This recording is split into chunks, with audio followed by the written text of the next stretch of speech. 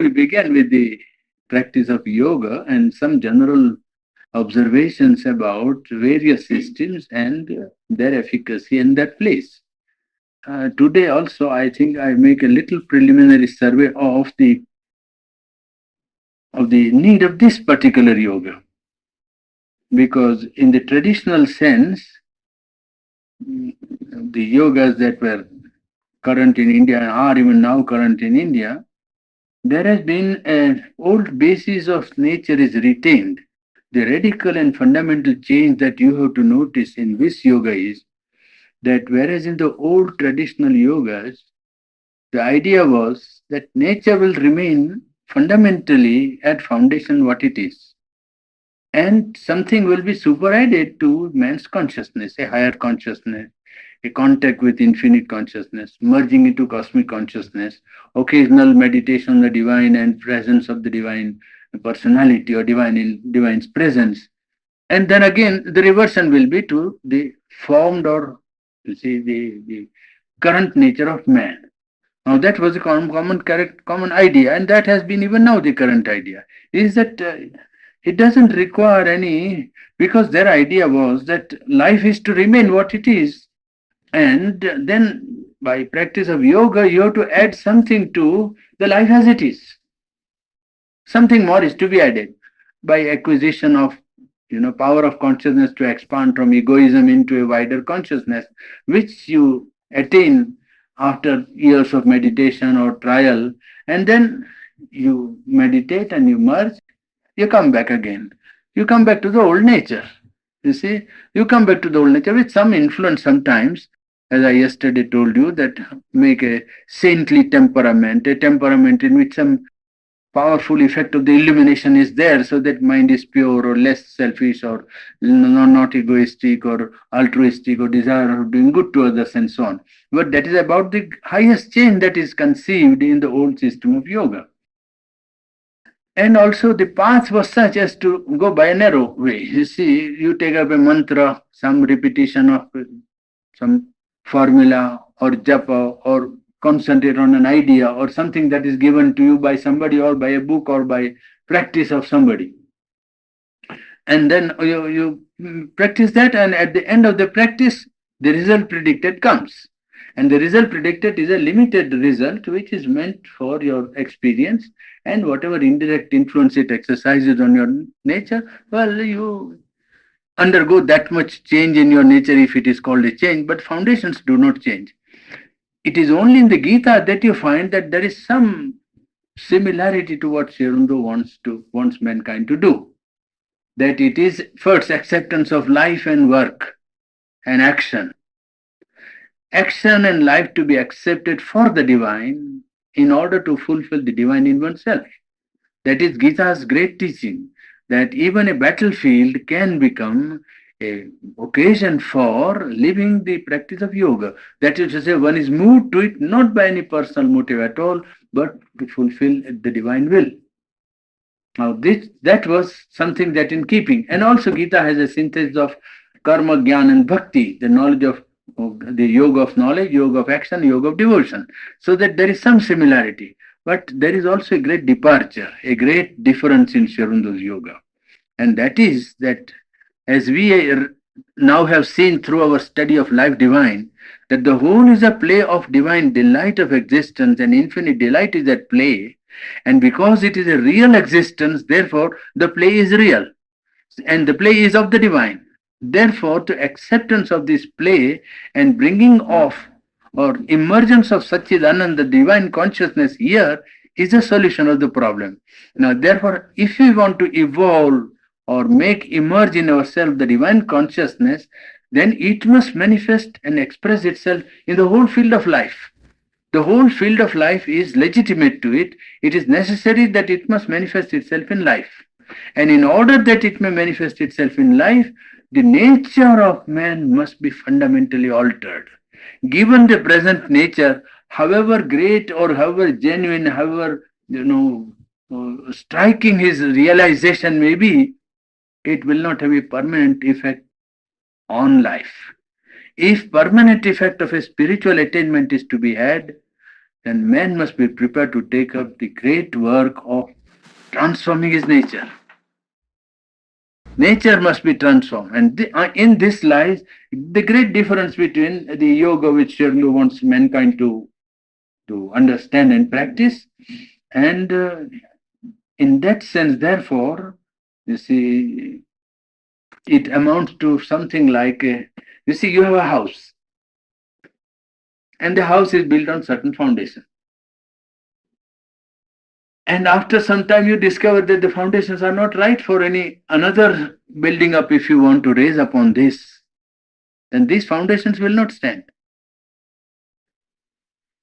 You understand? Then what you have to do is, well, then gather first, decide whether do you want to change the foundations, because that is the only way to build up anything new.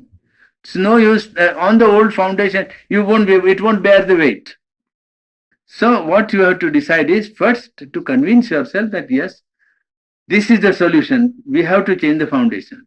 Well, if you are not convinced, there is no hurry. There is no yoga, no difficulty. Time can take its own course, and one has enough work in life to do, as you say. People are very busy. They don't know.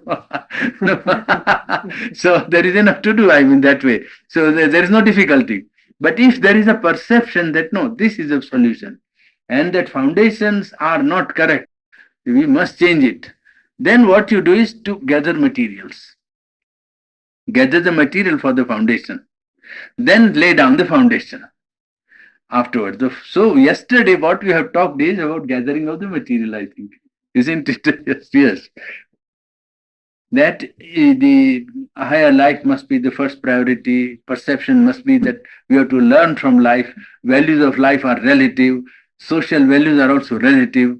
All these many things which we have gone through yesterday, well, prepare us for, first of all, understanding this necessity of changing the foundation. And therefore, throughout the practice of this yoga, most important is not how much time you dedicate to sitting down for meditation, but how much correct attitude you take. The attitude is most important. Attitude towards life, attitude towards action, attitude towards oneself, attitude towards society, attitude towards family, attitude towards property. That is important because that brings in the change. You see, unless the attitude is fixed, you can sit for 6 hours in meditation, and immediately, as mother told one evening talk, that you see, immediately he comes out of meditation, and if something is done which he doesn't like, he loses. All his meditation is gone and he's wild. Well, because the nature has not changed. It's not his fault. He was quite genuine in meditation. He was all right. He didn't fake meditation. But then that does not affect here. You see, that is there, this is here, and it doesn't change. So in this yoga, what is important is an attitude toward life. Attitude constantly maintained throughout. Whether you are sitting in meditation or not is not important. Whether you are maintaining an attitude towards what you are doing at that time, action, work, life, property, family, society, everything. Well, attitude is that yes, it is meant for me for growth.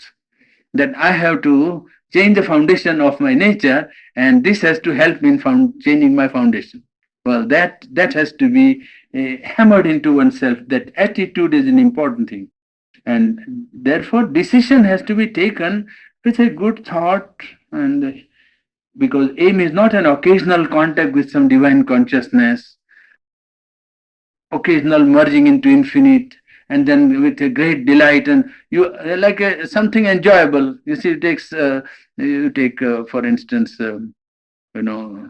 ice cream. Then you enjoy it like that. This is ice cream on a higher level. You see that. I mean, exactly something wonderful and nice, and then you come back again and again as you are. Well, that this is in one sense, yes, it is more than ice cream, but then it is harder work than anything that you might have undertaken in life. It is not a simple task. It is an uphill work and a hard work. It requires a change of complete attitude because the whole foundation is to be changed. It's not a joke. The whole foundation of nature is to be altered. Now nature is founded upon ego, upon desire, upon selfishness, upon greed, upon all kinds of things. Now all that has to be changed, and some other foundation is to be laid down. Now, for that, one has to be prepared. So, that is why this change of attitude and understanding of the problem is necessary. It's not as if we are out for a temporary experience of higher consciousness or, see, in other words, to make all life, inner life as well as outer life, a field for the expression of that consciousness which we want to reach. When the foundations are laid down, then it is not man that will build up the whole structure. There is one great advantage that you are only required to consent to change the foundations. The building up of the structure is not entirely done by man. It is done by the divine. It is done by the higher power. So that labor you are saved. Your consent only will be necessary. You have to say yes. When he says, look here, I'm going to do this, you say yes, this is all right. You are not to build. So it is a superstructure to be brought about by two energies or two agencies, the human aspirant, the disciple, and the divine power. Foundation laying and decision to change the foundation belongs to this individual. He must decide and lay the foundations. When the foundations are laid, the building up, he has to consent to the higher power, because it is a higher power that is to build up the higher life. That will be a different life. This is one life which we know. Life founded on ego, desire, ambition, strife, hatred, conflict, some temporary joy, then again suffering, pain, evil, all that is life. We know that, and we know the foundation. Now another life is to build upon another foundation. And what that building will be depends upon the higher power. Only what the foundation is, you are given to understand that this is the foundation. If you lay down this foundation, then a superstructure, what do you want? And you say, we want knowledge. Knowledge cannot be built up permanently on the present foundation. What do we want? We say higher power, divine power. Divine power cannot act on the present constitution of man's nature. It can only influence him. It can only throw a ray, but it cannot work, in its purity. We want delight. Well, it cannot work on the present foundation unmixed or undistorted. It will be always like that. So if those elements of the higher life are to be built up here in life and built up in human nature, then foundation is to be prepared so that on that foundation, you see, an illumination of higher knowledge or working of a higher power or the play of a higher delight can take place. See, that is necessary in order that the superstructure may be built. Well, and this change is rather radical. One has therefore to gather materials, and we yesterday talked about some of the materials, and we have already considered some of the requisites, and if we have time, then we shall today also consider some of the foundations. And it's a labor of delight, because whatever happens, one can always take in with a sort of a detachment in an aim to learn from whatever comes as a condition for his sadhana, as a condition for his growth. That is the attitude one has to adopt. About the attitude, he has put down one thing, and I think that is germane to today's subject at least. In spiritual progress, the spiritual progress does not depend on outer conditions so much as in the way we react to them, to the outer condition from within. People say that if I had very good condition, I would make great progress. There are many people who say like that. If I did not live in town, I would be in a condition to progress. If my job was not, to a 12 hours job, then I would be able to do. Or if my office was manned by better people, I would be able to do my sadhana. There are people always like that, you see, because that is the idea that if outer conditions were all right, I would be progressing very quickly or well and, without difficulty. That's why he replies that the inner spiritual progress does not depend on outer conditions so much as in the way which we react to them from within. That has always been the verdict of spiritual experience. It is why we insist on taking the right attitude. That's what I was just telling you. The right attitude and persisting in the attitude. That is to say, on an inner state which does not depend on outer circumstances, a state of equality and calm, if it cannot be at once of inner happiness, on going more and more within and looking from within outwards instead of living in the surface mind, which is always at the mercy of shocks and blows of life. It is only from that inner state that one can be stronger than life. Because otherwise life has always, actions and reactions and shocks. Well, if one wants to be stronger than life, then it is from inside. It is only from that inner state that one can be stronger than life and its disturbing forces and hope to conquer. To remain quiet within first, firm in the will to go through the practice of yoga, refusing to be disturbed or discouraged by difficulties, by fluctuations. That is the first thing to be learned in the path. So that gives you an armor to prepare yourself with. I don't know whether I read this yesterday. The one thing to preserve is equanimity and make an opportunity. One thing to preserve equanimity and make an opportunity and a means for progress out of all that happens in the course of life and in the practice of yoga. Whatever happens, you use it only as a means for using it as an occasion to learn something from. Not that this difficulty has come and now I cannot do anything because difficulty has come. Or because difficulty has come, I give up my work because there is difficulty. On the contrary, you detach yourself and take it with the spirit of equality, equanimity, and you say, yes, now this has come. Well, what is it going to teach me? What is it going to give me? How am I going to profit in my inner life by what has come?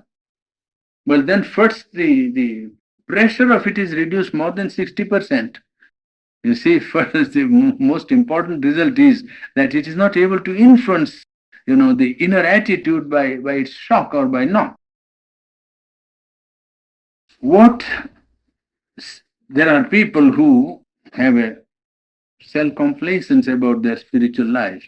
Many of them are there. You see, I gave you the instance of one friend of ours who said for 6 or 8 years I am trying and I am not able to do and no result has come, and you see I am thinking of giving up. What is the use? 6 to 8 years I have tried and no result has come.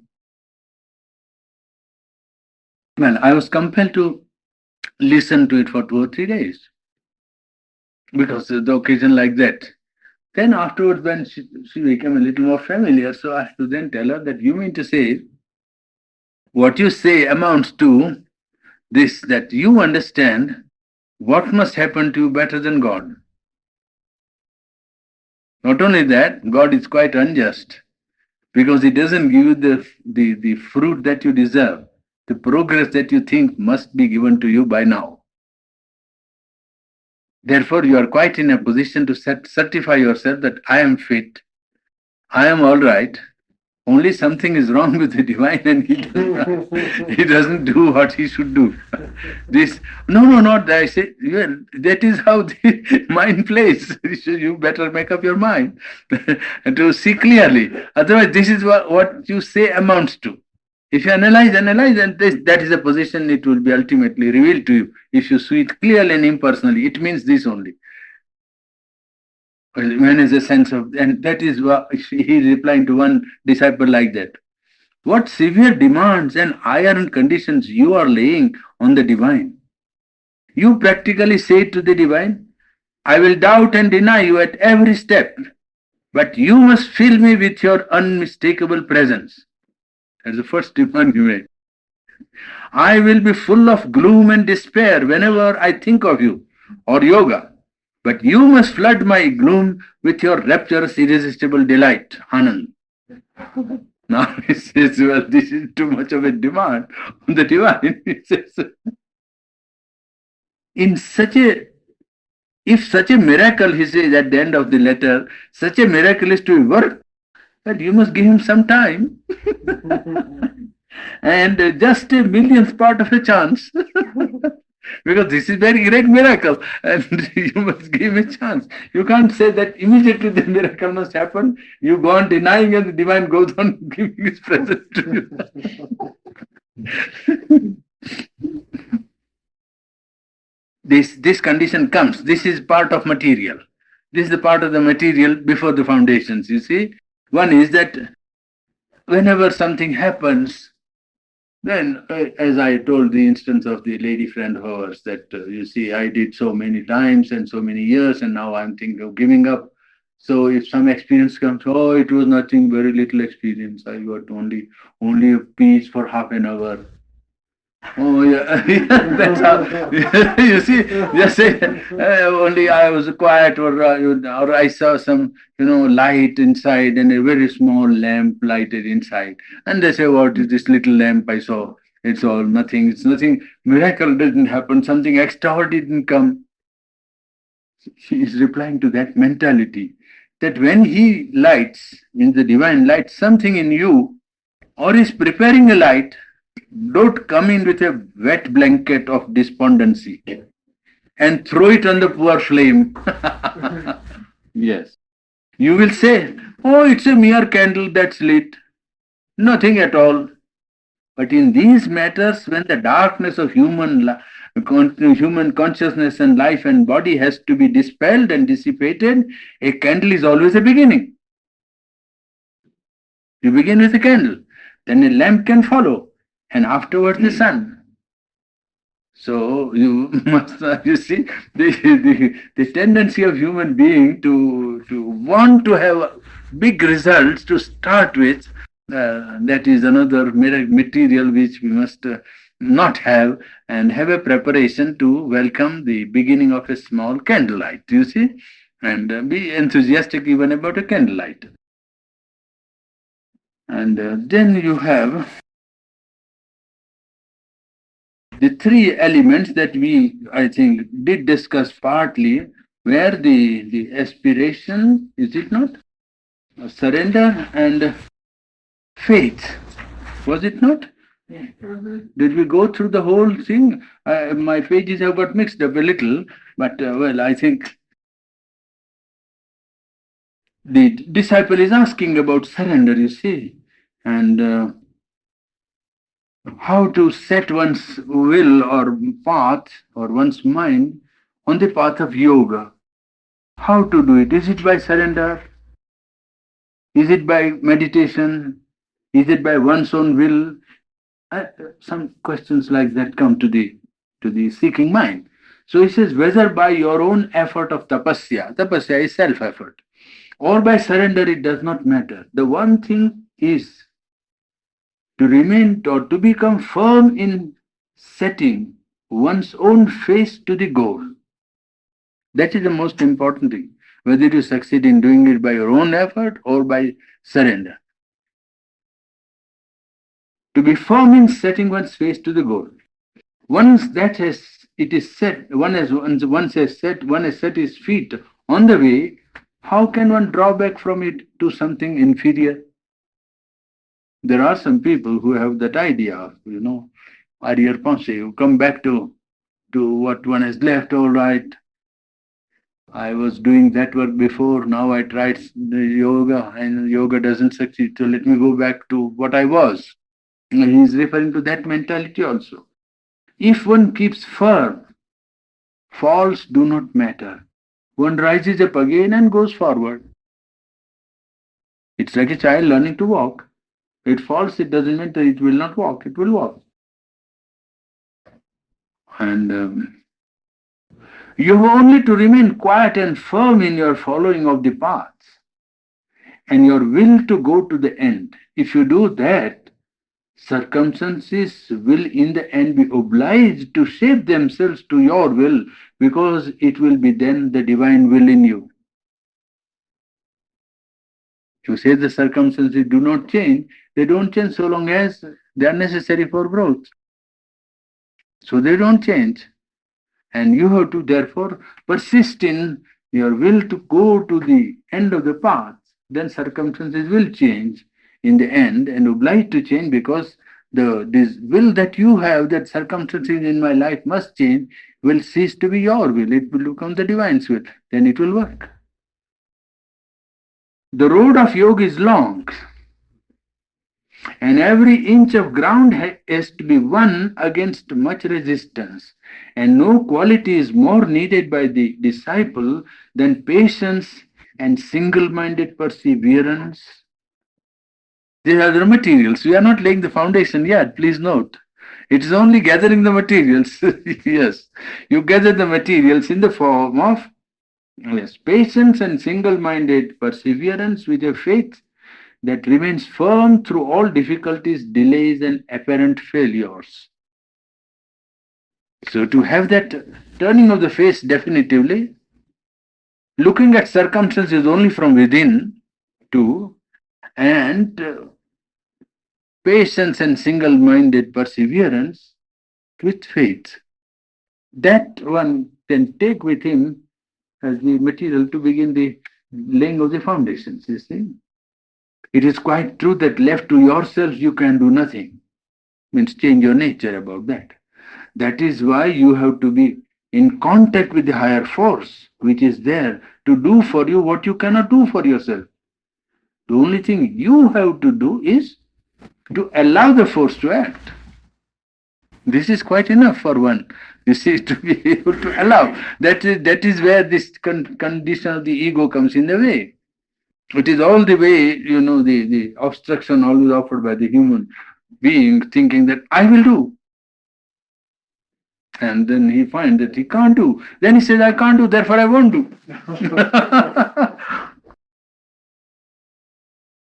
What you have to do is, the thing you have to do is to allow the force that acts in you and put yourself on its side, which means to have faith in it, to rely upon it, not to trouble and to harass yourself, and to remember it quietly, to call upon it quietly, to let it act quietly. And if you do that, all else will be done for you. Not at once, because there is so much to clear away, but still it will be done steadily, more and more. Well, this is a promise of great, optimism, because it gives a lot of hope to people who don't immediately seem to succeed and immediately want to despair because it doesn't immediately succeed. This is a result of a lot of hard work done on the plane of human life. And it is not as it were, this is a theoretical, philosophy that is given about yoga, but these are actually replies to people who have been trying to practice the yoga, have met with difficulties, and have got their solutions. And these are the lines along which the solutions are suggested. And they are useful for us because they indicate to us what material we must take with us if we want to lay firm foundations of the yoga that we want to practice. You say that I will try again, but that is not sufficient. What is needed is to try always. You see, some disciple wrote once that you say that you say I will try again. He says no, that is not enough. You say I will try always, steadily, with a heart free from despondency, as the Gita says, anirvinna chetasa, a mind that does not submit to despondency. Nobody has ever said that spiritual change is easy and it's an easy thing. All spiritual seekers will say that it is a difficult but supremely worth doing. It is difficult but supremely worth doing. If one's desire for the divine has become the master desire, then surely one can give one's whole life to it without repining and not grudge the time, difficulty, or labor. See, there is a clarity in the thinking and it drives you to think clearly. This is a very great merit of Sri Aurobido's writing. First, that he disengages all things very clearly and then puts it in such a way that your mind cannot reject this conclusion that you are you have to accept the conclusion which he wants you to accept because it is so logical and so practical. You see, it is long, but it is supremely worth doing, he says. And if you say that your desire for the divine has become your master desire, I mean the first priority, then it follows that you won't mind any time that it takes, because it is all worth that trial, is it not? So it is surely one can give one's whole life to it without repining and not grudge the time, the difficulty, and the labor, for they are part of the liking for the decision that you have taken. I mean, of course, somebody said that you must undergo a change, and immediately the disciple thought that it was some sort of moral change that was required, because generally moral values are considered to be high in society and in personal life. But in spiritual life, moral values are relative. They are a passage through which you pass. They are good to establish, control over the tendencies of the vital. To establish self-control, it is good to submit to some moral or ethical discipline. But ethical discipline is not an end in itself. It is not an attainment. It's only a passage. This is an important thing to bear in mind, because in spiritual life there is a confusion otherwise, where people think that ethical or moral values are final, and you see, somebody is very good, he is all the time devoting to public work and philanthropy or something like that. It doesn't mean that spiritual he is better at all. Or somebody is very bad, and therefore to say, therefore he is not fit for spiritual life. This is also not true. So these are see, values which have a temporary passing value for the person and for man. It is a passage which one has to go through, and it's a good step to acquire. It is good to be able to conform to ethics from conscience, not from social pressure. Social ethics is only for preservation of society. People don't steal, and stealing is considered bad, because if stealing was considered ordinary, then there will be no safety of property. So it is quite good for society to make a rule that stealing is very bad. But the tendency not to steal must be a result from inner movement, not of outer pressure of society or fear of punishment. That is how social order is preserved, and it's good. Social existence cannot go on if certain values are not allowed to reign in society. One can't murder somebody whom he doesn't like. Now you see, yes, because I don't like so and so, therefore, well, then that way there is no society will exist. So society has made the values there. They are only for preservation of law and order and social existence. They are not moral. A man observing non-stealing is not moral. It is only when he has full chance to steal and he doesn't steal, then you can say he is moral. Now, if a man has a chance, he does steal. Is it not if he can avoid the law? I mean, evade the police. He does it all right. He doesn't mind stealing it. So that he has not been moral. He is compelled by social pressure to conform to standards that are current, but he is not. If it's a result of conscience, that is true morality. That is what the sadhak must acquire, and know that this confirmation of morality from the conscience is only the beginning and a step towards the higher confirmation to a divine will, which may be or may not be in conformation to the current standards of ethics. You see, in Hindu society, for instance, untouchability was regarded as a article of social life and even of religious, belief. Now, could you conform to that? You understand how morality? Yes. Then somebody has to, like Dayanand Saraswati or Gandhi, has to come and say, well, I will break this law. That is not really breaking ethics. You understand? That's it. That is bringing some higher element into human life, really speaking. So that what is current as values of ethical life is not final. It is something that you have to pass through. And if you pass through with your conscience alive or conscience active, well, you know that you use it as a passage. And the spiritual life is beyond ethics. Therefore, he is replying to somebody, I did not mean a moral, but a spiritual change. A moral man may be choke full of ego. A moral man may be choke full of ego. And ego increased by his own goodness. And ego increased by his own rectitude. He all the time is thinking, I'm good. And it's terrible. He says, in effect, if I can tell you, I have worked in public for 16 years, and I can tell you, I've seen many good workers, I mean, very fine workers. But their feeling is all the time, if they were allowed to go into divine presence, what they would tell God, I'll tell you. Oh God, I am very good. You know that I am very good. You know I have kept account. I will show you that I am very good. All the time I have never been dishonest. I have been always serving public. I have been always, all the time he is looking on his eye and telling him to keep account and keep in mind and don't forget, I am good. This is all it would come to, I tell you. I am good. And please, therefore, reward me according to what I am. I am good man, therefore give me nice things and so on. This is first what he has to give up is this eye, you see. And the whole trouble is that he doesn't see it. Simply because he thinks his goodness is increasing his ego also at the same time. Now it is good. Instead of doing something bad, if he's doing that good, well, that ego is not harmful.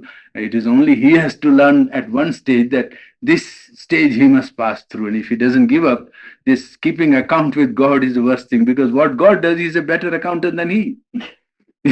He says, oh, yes, you did. All right, you want with compound interest, take it.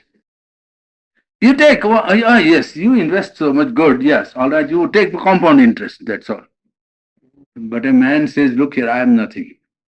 I am very bad even. I am wicked. I want to cease to be wicked. And I want to give my burden of improvement and change to you. I have nothing to add to you. Well, if you give yourself completely up like that, it is easy for the divine to give himself wholly, because there is no account now. You see, there is no account now. If you take your $10 or $100 to an unlimited company and say, look here, this is nothing, I throw it away. This is, you got multi-million dollars, so you take nothing belongs to me. Immediately you become partner in the big firm. Then the whole of it may belong to you and the force of it may help you out in any difficult situation. But if you stick to it and say, look, this so much invested, then you get back your compound interest only. You can't give back more. You get a little addition, but this is the difference between, sattvic or moral, ethical goodness and spiritual surrender. Two things which have to be distinguished and borne in mind, because it is important. And he is replying here to somebody who said that a moral may be choke full of ego, an ego which is increased by his own goodness and rectitude. He says, I'm always honest. Freedom from ego is spiritually valuable, because then one can be centered no longer in one's own personal self, but in the divine. Afterwards, it becomes easy to establish the central existence of divine in oneself. If one is all the time centering himself in the I, it's really hard. The one requirement is aspiration. That is one material one must take with him, aspiration. Intensity of aspiration brings intensity of experience. And by repeated intensity of experience, the change in nature will come. You see, when experience is repeated, the change comes. Aspiration, what is aspiration? It's a call to the divine. Then what is the will? Will is the pressure of a consciousness on nature. Aspiration is a call. Will is a pressure on nature, either to change, to increase, to decrease, to reject, to whatever. It is a pressure exerted on nature. There is no need of words in aspiration. People ask that when we sit down in meditation and when we aspire, what is the formula? Said there is no need of words in aspiration. It can be expressed or not expressed in words.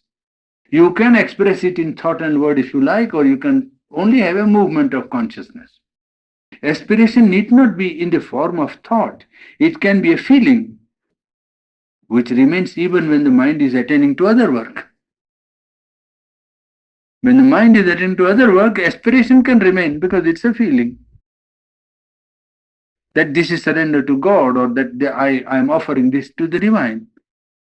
Or is there any part of egoism that I am, allowing to act now? One can be watchful. Well, aspiration to thousand forms. And in aspiration, there is a self-giving for the higher consciousness to descend. One form of aspiration is to give yourself up to the higher consciousness and aspire or wish that and call that it may descend into you and take possession. The more intense the call, the greater is the self-giving. Intense the call, the more powerfully you will give yourself up to the higher power. Even if you are oppressed with opposition and difficulties, even if you stumble, even if the way seems closed to you, keep hold on your aspiration. Don't give up aspiration. If faith is clouded for a time, turn always in mind and heart to us, and it will be removed. You turn to the divine or turn to your guru, and immediately that will be removed. This maintenance or holding on to aspiration is, in the language of the Veda, as I told you, the keeping up of the flame of fire. Aspiration is fire. In the Veda, they will say that fire is in the altar of the heart, and the fire is burning. And the man who is called Arya, that the Aryan stock they are talking all over the world. The definition of Arya is one in whose house the fire is burning. Not in the house, because in every house the people are cooking and the fire is burning there. No, that is not the definition of Arya. Even of one who is not Arya, the fire is burning in the kitchen. The house is this house, the human being. One in whose, self, the fire of aspiration is burning is the Arya. The Arya is one who is civilized or cultured or a man worth respecting. And that man is worth respecting in whose heart or in the altar of whose heart the flame of aspiration is burning. So that fire is the symbol of aspiration. When you say aspiration, it always brings to the mind of one who is accustomed to Indian way, fire, flame of fire. And you have to constantly maintain the fire in the heart by putting into it some material which will burn. You see, desire or selfishness or egoism or whatever, that is the material which burns in this flame. You see, this flame is not material flame. People used to have also, and even now they have material fire, but that is a symbol of the inner fire where one lights the flame of aspiration and sacrifices, offers into that flame all the dross of human nature, all the lower elements of human nature which he comes to perceive. And this is the law of spiritual life and yogic life and practice of yoga, that once the aspiration is genuine and really awake, the knowledge of what is in the way of aspiration is always given to the man. It is a self-adjusting process, you see.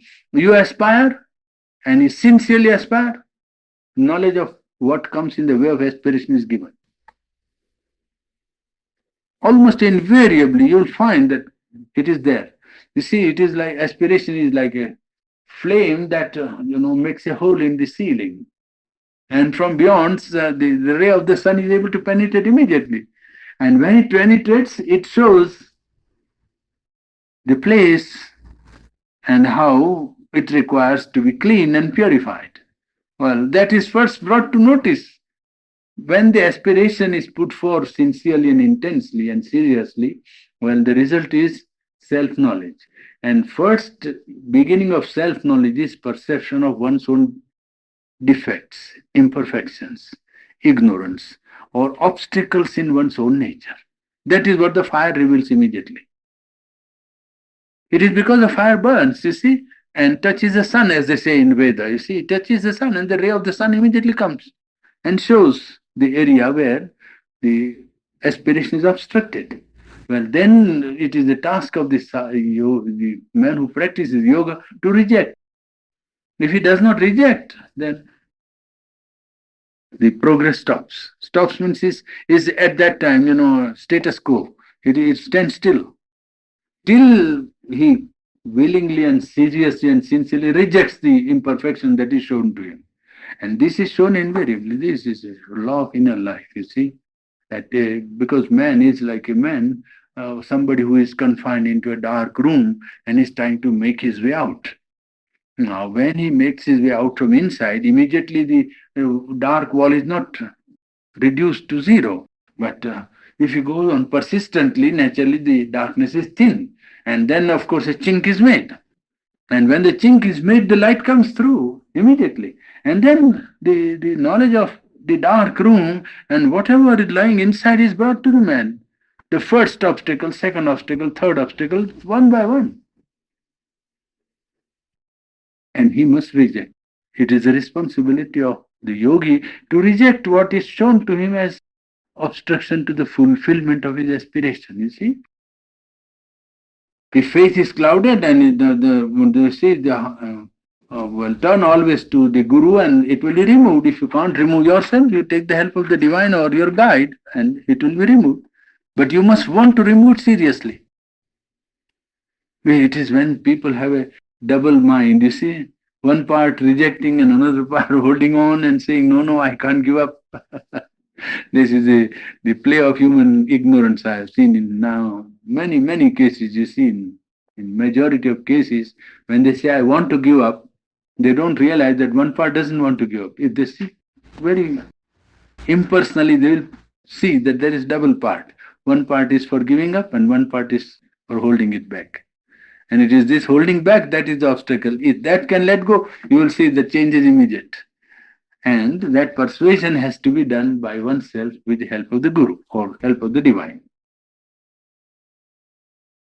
Some disciple wrote to him that, you see, I want to have faith, but in order to have faith, I must have experience of spiritual life. So it is quite wrong. It is like, just putting the cart before the horse. It is not correct at all.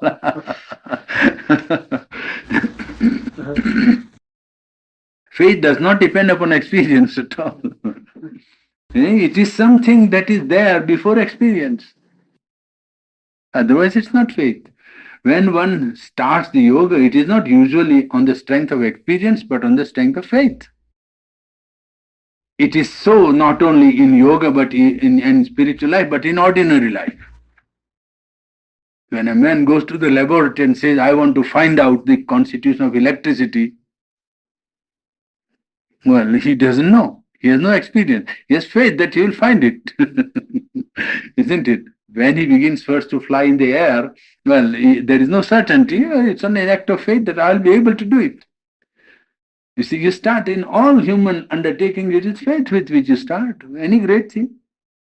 So all men of action, discoverers, inventors, and creators of knowledge proceeded by faith. They didn't proceed on experience. Faith is a soul's witness to something not yet manifested. It is some inner witness which bears witness to that which is not yet seen here. Not yet manifested, achieved, or realized, but which yet the knower within us, even in the absence of all indication, feels to be true and supremely worth following and achieving. That is faith. That's why Ramakrishna always used to say, somebody said that, oh, this man has got blind faith. So Ramakrishna said, faith is always blind, otherwise it's not faith. There is no faith. Faith must be blind because otherwise it's not faith, and it's knowledge. Experience is not necessary for faith. Thousands of people have faith before they have experience. The saint and the devotee has faith in God long before they have experience of God. For me, faith is not intellectual belief, but a function of the soul. So that is some witness from the soul that is working in you when faith is asserting itself. If one feels a call, one follows it. If there is no call, then there is no need to seek the divine. No need for yoga. Faith is sufficient to start with. Even a faltering faith and a slow faith and a partial surrender have their own force and the result. Otherwise, only the rare few can try to practice yoga. But if all have to practice, or a large number of persons have to practice, then you start with whatever faith one has, whatever partial surrender one can gather. Faith is a glimpse of a truth which the mind has not seized as knowledge as yet. In the early part of sadhana, I don't mean by early a short period, effort is indispensable. You cannot say that God will do everything. Surrender, of course, but surrender is not a thing that is done in a day. One does not make the surrender in one day. The mind has its ideas and mind clings to them. The human vital resists surrender. For what it calls surrender in early stages is a doubtful kind of self-giving with a demand in it. The physical consciousness of man is like a stone, and what it calls surrender often is no more than inertia. It is only the psychic being, the inmost soul, that knows how to surrender, and the psychic is usually very much veiled in the beginning. Spiritual effort. I think I stop there for tonight. Then your people call me free. Be real, and we are coming to the foundation, very near the foundations now. Would you explain that some people here haven't been in the classes all the time?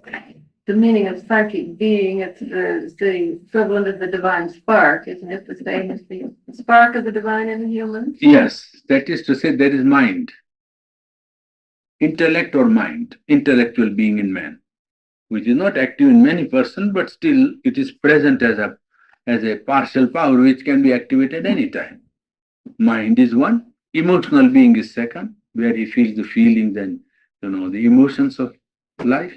And third is the vital being, which is a seat of desire, ambition, and impulses, and action, and victory, and so on, conquest, expansion, and so on. These are the three main divisions. There are many other minor. So, intellectual being or mental being, emotional being, and vital being. The part of action, part of feeling, and part of thinking. Behind this is the true spark of the individual, the true being of man. These are nature personalities which are necessary for growth, which tend to growth also. Mental personality can develop and seek knowledge. The vital personality can seek to act and carry out in life the truth, or the emotional personality can seek satisfaction in reaching the divine and surrendering with all the emotional wealth to the divine and so on. But these activities are on the surface of nature and are egoistic in their movements. That which is really working behind is the true man, the true being of man, the psychic being or the soul. The soul is the true personality. All these are representative nature personalities of the true individual. The true individual is a psychic being. And it is a psychic being that goads man to seek truth, seek perfection, seek a higher ideal. Whenever a man is after something, he may do it with his mind, but it is a psychic working in his mind that makes him seek. You understand? All higher activities of man, when man is projecting himself into an effort at perfection, realizing an ideal or some great deed or some purpose of life and so on, it is a psychic being that is guiding him from behind. And that leads him ultimately to a higher consciousness till he succeeds in reaching the divine. Because the psychic is portion of the divine sent down here in ignorance to prepare this ignorant nature to receive the divine here. And subsequently to change the human nature. First by the psychic pressure. So the first step of transformation will be psychicization. Second step will be universalization of nature, and third will be supramentalization. That by three stages the transformation of nature will be attained. But the first step is by the governance of whole nature by the psychic being, the inner soul, the inmost divine entity in man, the true individual, who is not egoistic, who is only a portion of the divine, representative of the divine, meant here to carry out the divine will or divine purpose in the individual. Inner soul by some people, it is called inner soul, the true soul. than the divine person in man. Is the soul, the psychic the same? Yes. And is it true that it's from the soul center that the currents flow to all realms of being, and they have to flow through the soul, don't they? And then to the heart, and then to the mental vital. Normally, the soul is not awake in man. The function of yoga is to make one conscious of the soul. It is in yoga that one can become conscious of the soul. Normally, it is very much withdrawn behind and works from behind the veil. It's like a man throwing an angle, in the water and catching the fish. A psychic being has to throw its angle into nature, into mind, into emotional being, into vital being, and entangle the human individual to pull him inside, to make him conscious of the yes, that's what it happens actually. You see? It is all the time throwing, but the human being is very clever. He avoids all the time. He is not easily caught. It's a fish that doesn't take the bait. It takes something else all the time because that is a taste which he thinks is not nice. But it's throwing out a bait all the time. And it's there that when once one part catches, well, then it tries to steady. And after studying, that nature part is made to turn inside, you see. It may be intellect. Then, wow, that requires sincere seeking. If the intellect is true to the call, then it will persist to the end and arrive at something. That is how the first turning takes place, you see. Turning is by persuading a part of nature to accept the necessity of change, progress, perfection, ideal, or something like that. That is why in normal life it works with the human ignorant being, trying to give him some conception of truth, some idea of right, some idea of good, you see, some idea of nobility, some idea of something for which he can sacrifice, something for a noble cause, you see, some conception of beauty. These are the ways in which it persuades the pulls the being towards the real change of inner life, you see. There is a psychic interference in nature part, but it is such that man doesn't easily react to it, doesn't accept it. Give just a brief definition of the meaning of yoga, Purani, or I think that perhaps somebody here might not understand the meaning of yoga. I think you give me. Yoga is an effort at self-culture, you can say, at changing consciousness, not in acquiring mental knowledge or information, but a process of gradually bringing about a change of consciousness, changing the very foundations, as I was telling now.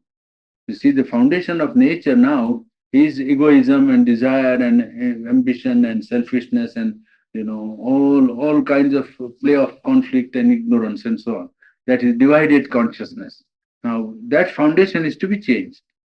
Yoga is to effect real change in the foundation. That is Sri Aurobindo's yoga. There are other yogas, as I told you, which keep the foundation as it is and add an experience identity with God, merging into some condition of consciousness, peace at times, and then coming back and again nature going on as usual. Well, there is a very partial effort at yoga which helps a man, which is good in itself. There is nothing wrong in it. If one is attracted by that, one can do that. So that problem of man cannot be changed till man is changed because man is the problem. This is our stand. We saw yesterday, we have discussed it. You remember that? That problem is not economical, international, political, social, and all. That is not. That is there. It's secondary. The change is man. That is the problem. If you can change man, then the problem can be solved. Because now what man is doing, that he remains what he is, and he thinks that by legislation, by constitution, by institution, by some outer change, the change will come. It cannot come by any outer change. He will remain what he is all the time. And when he gets an opportunity, he will be just what he is. So It is only fear of conditions, circumstances, or failure, or difficulty, or danger that will keep him back. But that is not a change. That really solves not the problem. If we can destroy the world without destroying ourselves, well, I can let go the atom bomb in no time. You see? That's all. If I am sure that I won't be affected by it. Yes, that is to say, it is only the fear that it's not genuine change. And the problem is how to change nature. And it cannot be changed unless one is prepared to change. You cannot compel a man to change. He must want to change. That is why I told you the definition of God as the greatest democrat who never interferes in your affair till you choose him and vote for him. He leaves you severely alone to your perfect ignorant independence. He leaves you full liberty to remain ignorant if you want to. No harm. If you say, no, I don't want to remain ignorant, I want you, well, then, of course, then he begins to interfere, not otherwise. So, it is a voluntary effort to be undertaken, but that is the effort in the right direction to change nature and bring the light of the divine, harmony of the divine, consciousness of the divine in life. And because divine is in all, even if it plays in a few centers, you will see play of harmony only. Because one truth working in different forms cannot conflict. It is only different individuals and separated personalities that acting creates conflicts, you see. But because divine is one, there are no two divines. And divine in different centers manifests himself differently. If he manifests himself in 100 centers differently, there will be no conflict. It will be a harmonious play because the source of inspiration is one. It will be always a harmonious play of life. And that is what life wants. What life wants to get rid of is conflict. The harmonious play will come only when the original truth is allowed to play in life. The original truth is the divine. So that is the only way to solve human problems, you see, to allow the one truth to work. One truth in thousand, multi-million forms to work. Well, in all the multi-million forms, there will be a harmony. There will be no conflict. And then life will attain a perfection which is not imaginable now. You see, it is a conception which is itself, what you call, it is the sublime that strikes you with awe. What is the name of the yoga that will bring this about? You can name it anything. You can call it Serundo's yoga, integral yoga, Purna yoga. Any name is not important. That's the process. Well, you said some yogas weren't. Yes, there are so many hundreds. In India, there are methods. You see, there are people who awaken, as I told you, the vital being because they have a vital power to put their impulse into somebody and awaken vital force in them, and then they think this is yoga. It's good in its own way, quite nice. There are people who go only by mantra. There are people who devote only to the sun. There are others who devote it to one particular deity, Hanuman or Ram, or you see, like that. Then in Tantra, there are devis, goddesses to whom one, devotes his sadhana and realizes some power of the aspect of the divine motherhood, you see. In Bengal particularly, there are many like that. So it depends on the aim of yoga, you see. And in this, as we were seeing in our, talk, what we want to do is to see that first of all the aim is as wide as possible, and then the fulfillment is as synthetic as possible, so as not to leave out any hour of nature from the scheme of fulfillment, so that we seek a fulfillment of the divine will in ourselves, in the intellect, in the emotional being, in the vital being, in the nervous being, and in the physical being. All the nature, organism of man is admitted as fit for, well, taking part in divine perfection. How to do? Well, that is what we are trying to find out. How to proceed. First, the material is to be gathered, a foundation is to be laid down, and then one has to evoke the higher power. And the higher power is dynamic. Therefore, much burden of the sadhana, almost after the beginning, is taken up by the higher power. The higher power does the work because it is that which wants and intends to manifest itself here. The intention of the creation is not to make yogis who will feel that they are great. You understand that they have realized the truth and so on, but to bring a truth which is already there here. It is there. It is to be brought. And if yogis are there, they have to be channels for the working of that higher power and transform their nature and see that life also is transformed so that the divine manifests here in life or on earth. That is the problem. Problem is how to bring the light of the Supreme in earth consciousness. And to this, Sri Aurobindo devoted 40 years of his life only to solve this problem as to how to bring a higher than mental consciousness in contact with earth consciousness. This is what he did. And he solved this problem. He solved this problem, yes. That is why he made out this path that look, now the possibility is that the higher power is there and the earth conscious is in contact. Well, as many people from earth as want to contact, well, the contact is ready. It is there for human being now to have a sincere aspiration for the higher power to work on them. Perhaps 100 years back, it would have been more difficult, certainly. That I myself would not have thought it possible if I didn't know Sri Aurobindo. I wouldn't have even dreamed that this was possible because it is something tremendous. You can't imagine what it means. It means changing human being into a divine being. No joke.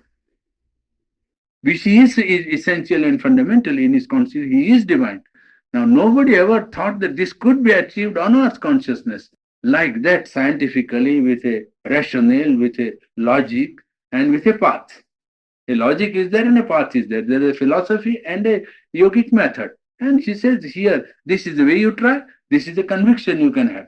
So I don't think that this happened before in the growth of mankind, because it is now possible and necessary. It has come now because now it is possible because mankind has so much awakened in intellectual consciousness that now the information can go to everybody. That is one. And then many hearts are turned to this truth also on a much larger scale than ever before. On all continents, people are wanting because whole psychological revolution has taken place on account of the disturbance in life which has been brought about by two shocks of the world war.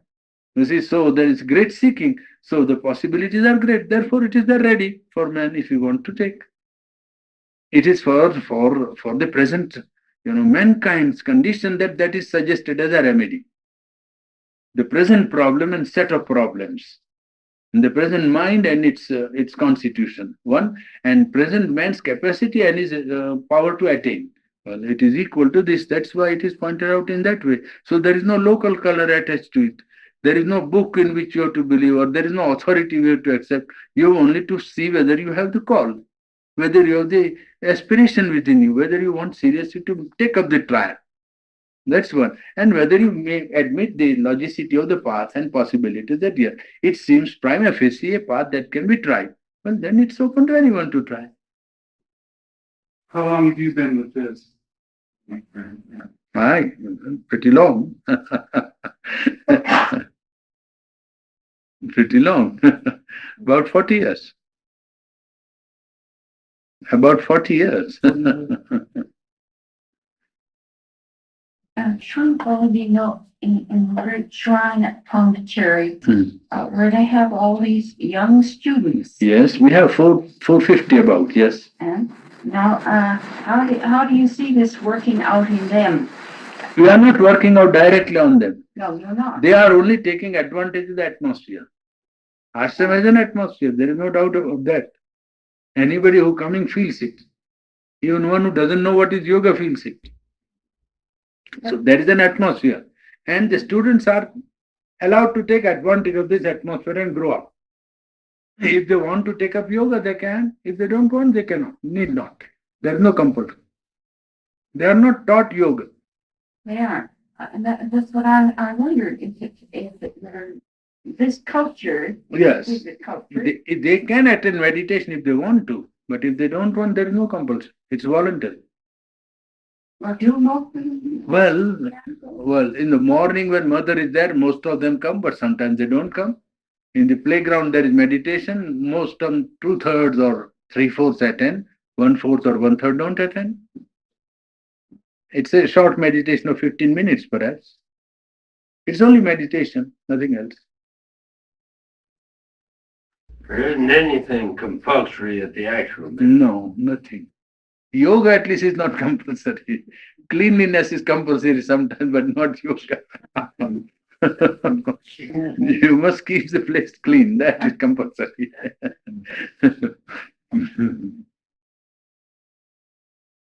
It's really saying from India what we have in the Christian prayer, that will be done on earth. Yes, as it is in heaven. Yes, that is the fulfillment intended. They have forgotten cleanly. I mean, I have not seen anybody who remembers it and makes an effort at it. Yes, there are agencies that are trying. I guess I'm not. And because teaching, he teaches, he teaches that we're all sinners and that our carnal nature must be changed and is changed by faith, Yes. not by reason and accepting God. But it might have to Yes. Yes, the transformation idea is not worked out. There is a hint about when you say that on earth as it is in heaven, now how it will be done on earth as it is in heaven and how it is in heaven. You see, I give you how the change is to be seen. The idea is there and the ideal is there that this is to be done on earth as it is in heaven. Then somebody can legitimately ask, well, how is it in heaven? One. And how is it to be done and by what process? Then you go to Sri Aurobindo. That's all. How it is in heaven, then he points out this is how it is there. And how it is to be done, he points out the process that is to be done here. So it is all right. It is a fulfillment of what is wanted now. It's quite right. It's in a line, you see, it is nothing. Yes, it is not one cutting like that. It is like one road like that. So what is done here is supporting what is to be done here. You see, it is in a line. It doesn't go against the grain at all. It fulfills on the contrary, I think. It fulfills on the contrary, I think. Yeah. And because the divine is one, the divine at one point gave the ideal, a divine at another point is pointing out the details of the ideal. What is wrong there? I don't understand. The divine at one point gives a full ideal. At another point, he points out how the ideal is to be applied and how the method is to be carried out. Quite is consistent. I don't see any difficulty at all. It's a rational age. So these questions didn't rise at that time, you see. Exactly. There appear at the beginning of each astrological age. But that takes for granted astrological age, isn't it? Oh, What are the astrological age? One will I ask. don't know very much about it. But aren't there supposed to be periods every 2,000 years that are somehow? That is one man only, I think Oswald Spengler, who wants to make that theory, is it not? It's Oswald Spengler. Now it is discredited theory of history of human growth. And he wrote two very fine volumes, a German, before the First World War, I think. Just 2 or 3 years before the First World War. Decline of the West, that is the title of the book. And it's a very well written book, but very one-sided in his idea. And he wants to put out this theory that human evolution takes a turn every 2,000 years. Every culture rises to a acme and arrives at the top. After 2,000 years, it must go down. You see, this is the law. And so he said that the European culture has reached that acme and it must now go down. And his another idea is that all other cultures have worked out and this culture also will go. And so what is to follow, he can't predict. There are many ideas like that in his writing, but I think that this is a very debatable point. Firstly, because a culture that has become weak has also a power to resuscitate itself. He didn't seem to take note of that. He only thought that a culture that has gone down is finished. That is not true. This is the English were ruled by the Romans. Let us take one instance. Or at one time, the Poles were ruled by the Russians. In fact, Poland was twice or thrice divided in history, between two or three powers, Germany, Russia, and Austria, perhaps. You see, three times. And yet Poland persists. And now Poland is an entity today. Ireland was occupied in England for so many years. And Ireland is an entity even now. You see, so because a culture or a country or a race goes down, it is not that it has no power to resuscitate itself or rejuvenate its life. It can.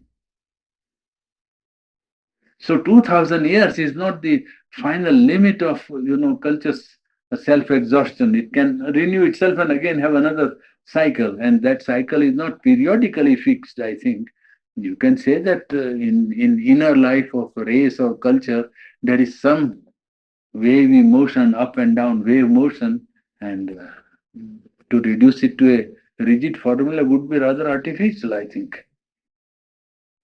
I don't think that race consciousness or collective life could be reduced to a very hard and fast, rigid intellectual formula. That could be. So you see, the collective life is now growing towards the unity. We'll come to it when we read his ideal of human unity. We are not going to do life divine only, we are going to do his ideal of human unity also and human cycle. So, if you are to do life divine, you will go to sleep, all of you, I think, all the time. No, not to sleep. I think it is very interesting, but there is other problem which he takes, sociology and international politics and unity of mankind, on which he works out his idea of how it can be achieved by inner factors and not by outer organization, only which is secondary, which is important and has its place. And there he points out the factors which are to be brought into active movement if man is to attain the unity of humanity. And now all the local cultures are in fact, trying to or will have ultimately to become part of one culture. That is the time already has come. I don't say tomorrow, but within 100 years or 50 years.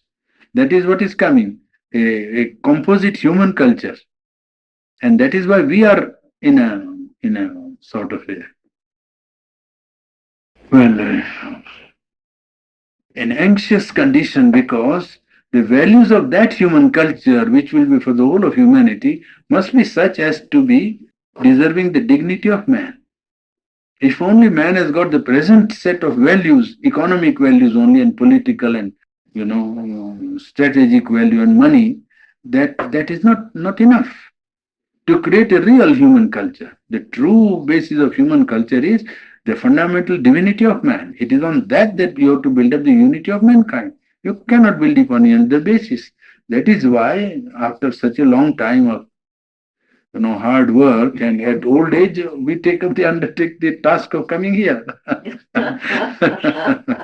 That we must challenge this culture at present dominating mankind, because it is putting partial value in the place of high value. And though it is indispensable to have economic self-sufficiency and prosperity, economy cannot be the higher value of collective life of man. If mankind is to become one, it must become one on the basis that all men are divine, essentially, fundamental. Even if they are undivine in their action today, we must proceed on the assumption that all are divine. And how to bring that innate, fundamental, potential divinity into life would be his real task of culture. That culture, if he can build upon the basis of how to activate, how to manifest that divinity in man, if he makes an effort and he creates a culture, that will be real culture of man. That will be his true culture. And that will be worthy of the whole of human race as one to make that effort. And in that, economic progress will play a great part.